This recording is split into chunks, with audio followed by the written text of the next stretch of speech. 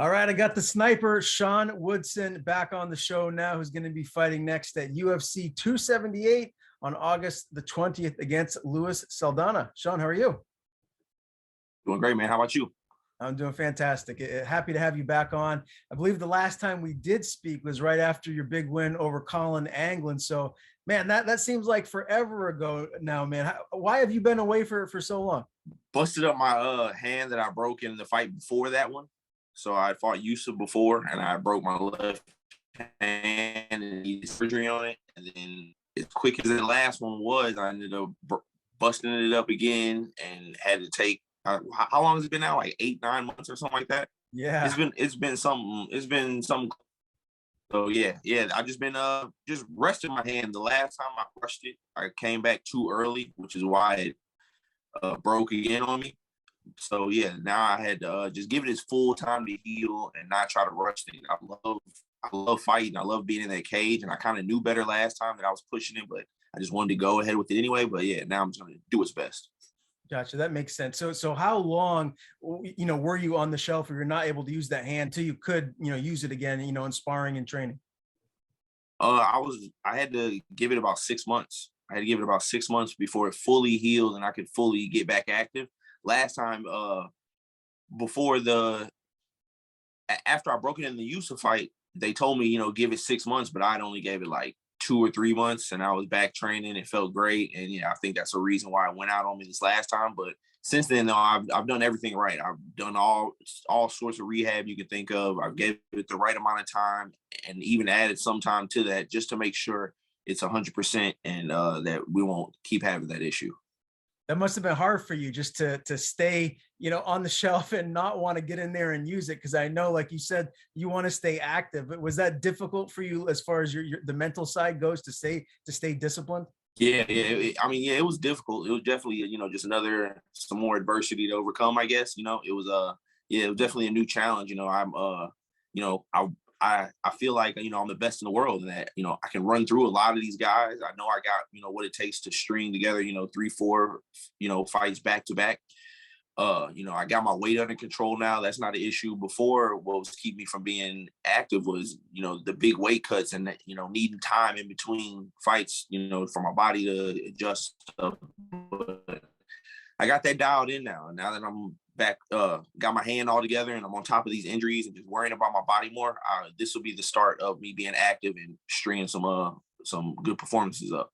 That's exciting to hear. What's the walk around weight nowadays? Have you, basically, are you staying a little bit lower now than you used to? Yeah, I used to be like, 75, 80. Now I walk around between, like the highest I'll get is 168, 170. Oh, that's great, man. It's going to make especially those short notice fights. If you get a marquee matchup, if you need to make 45, it's going to make that a heck of a lot easier. Yeah, that's something I'm definitely going to be, that's what I'm on after this fight. I'm going to, after this fight, I'm not, I'm going to celebrate. I know in all my interviews, I'm always talking about all the food I'm going to eat. I'm definitely still going to do that, but it's just going to be less of it. And I'm just going to make sure my weight's, dialed in year round so I can jump on big opportunities. That's awesome, man. I got to ask you about sneakers, right? So what are the new kicks that you've added to the repertoire? What are you, really liking this year, 2022? So the newest one I just got those military black Jordan 4s that it came out, the white, gray, and black ones. Lately they haven't really been coming out with anything that I really like for real. I went for those one Travis Scott shoes, took an L on sneakers on that. And I'm waiting for those taxi ones to come out, those yellow and black ones. Okay. You know what I'm talking Yes, sir. All right. So about? Yeah, the taxi ones. Yeah, I'm waiting for those to come out. That's what I got my eye on right now. all right. As far as, Jordan releases later this year, I know around Christmas time, they always have a big release, something that everyone's trying to cop. Do you know what that is? And I'm sure you must have an idea as to maybe what's coming on later in the year. No, I think I know the cement pattern, the cement colorway. They're coming out with that and a bunch of different shoes. I know they're coming out with the cement 3s. I think they're going to do the cement 4s again. That might be around Christmas. If it is, that's a good choice because that's a real popular colorway everybody's going to be going for. How many sneakers do you have now? Are you over 100? No, hell no. I ain't got that type of money. No, I don't got 100. I got like 30 or 40, like 30 or 40. 30 30 good shoes, 30 nice shoes that I wear like out with outfits and shit. But I got like 10 other pair of shoes that them just workout shoes and other just miscellaneous shoes. But yeah, I got about 30 good ones. Okay, we're in the same ballpark then. My wife wants to kill me every time the FedEx guy comes up the driveway because she says I have enough shoes to open a Nike store. But you understand the addiction.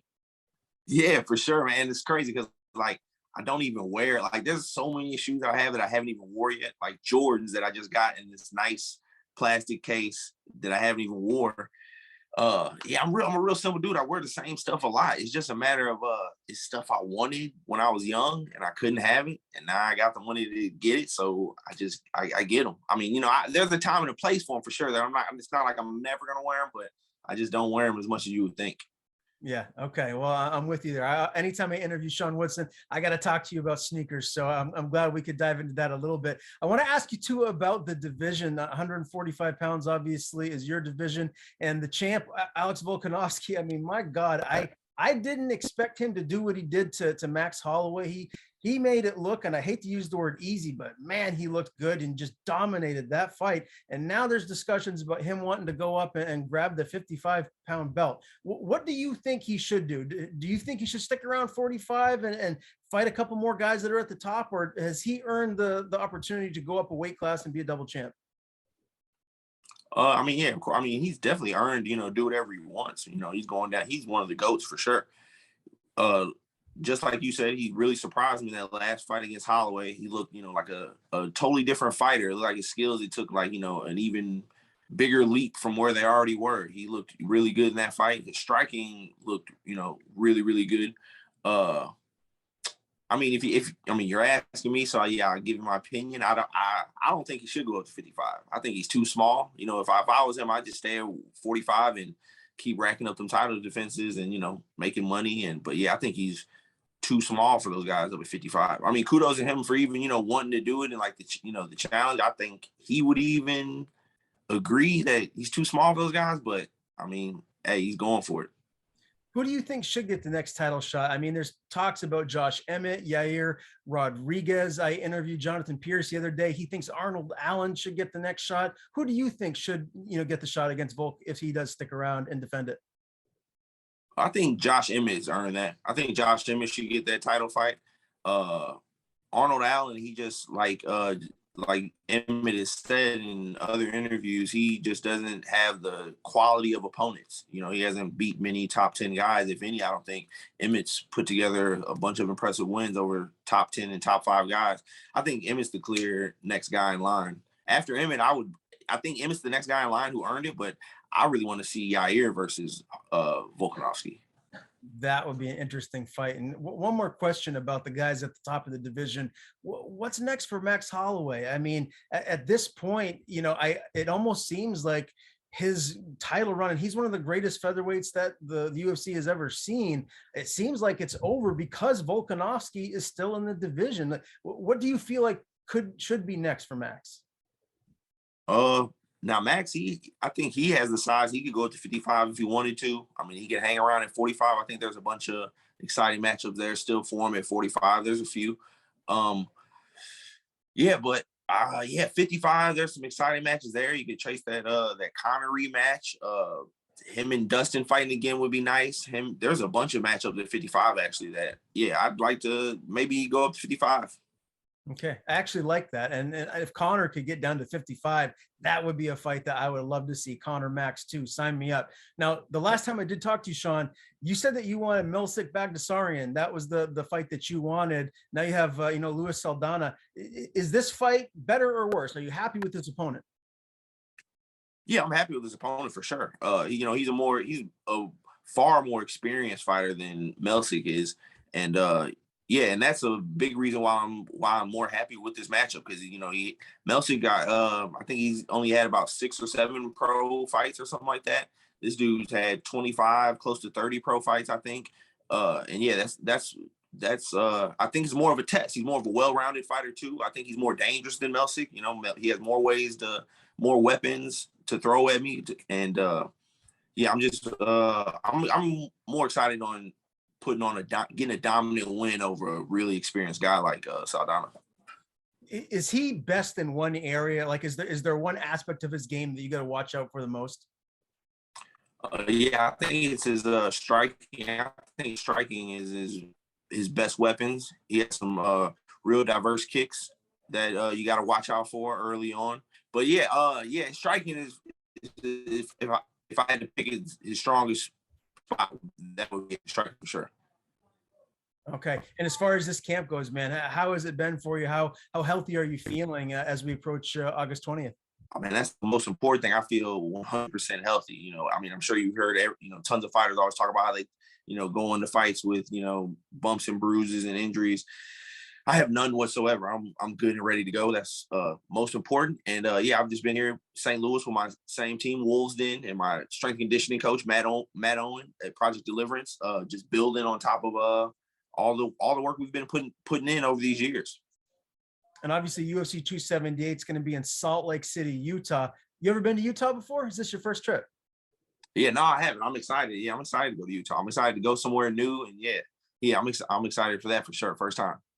All right. The headliner for that card is Kamaru Usman and Leon Edwards. So the welterweight title is on the line. Do you think we have Ann Still, or can Edwards spring the upset and beat Kamaru? I actually think I'm one of the few people that think Leon's gonna upset him.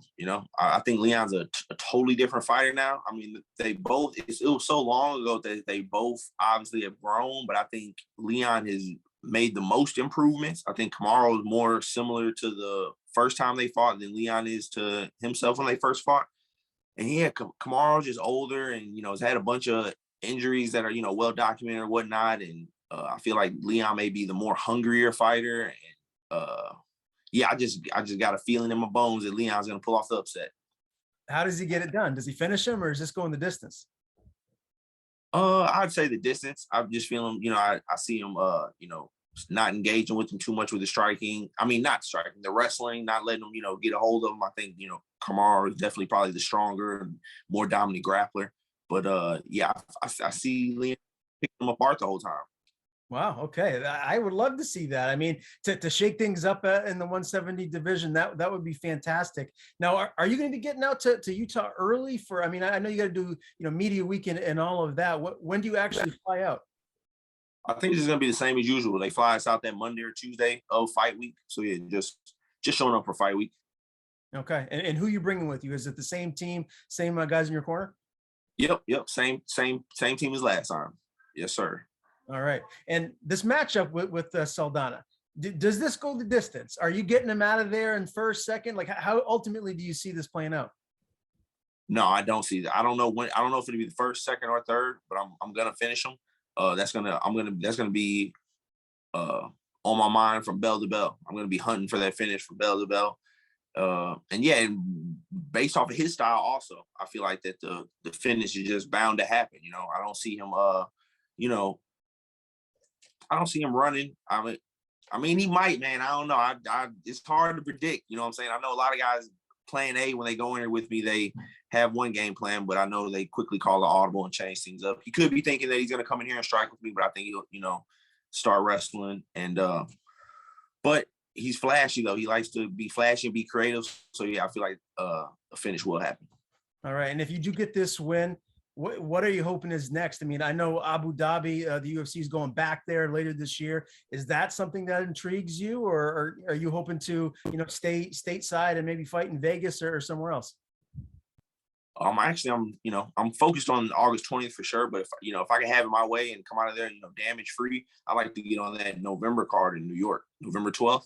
I'd take the rest of those 10 days in August off to enjoy some good food and, have some fun. And then September, jump right back in the training camp. And that'd be it, 8-9 week camp. And I'll be ready to go by November.